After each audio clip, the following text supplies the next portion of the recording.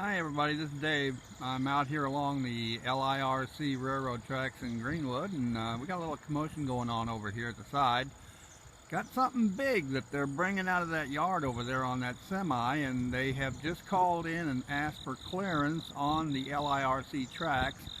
We're here waiting for Z550 to show up, and he should be here probably in about another 5-10 minutes. That's the driver right there of the semi. He seems to be trying to contact the LIRC dispatch to get clearance. I don't know whether he's contacting LIRC dispatch or whether he's contacting CSX dispatch. CSX controls the line now for dispatching, so I'm not sure what's happening. Okay, well, we'll watch it a little while longer and see what happens. That's a police escort right there for him. Not sure what we got over there. I walked up here a little bit closer and I can see now what's going on. They got a tie truck sitting over there. They're going to be setting some ties off onto the LIRC here, and everybody's joining the party. Here's the railworks guys. They're coming in.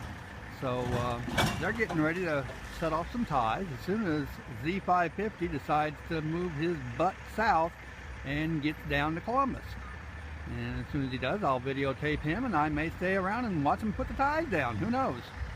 Okay, here we go.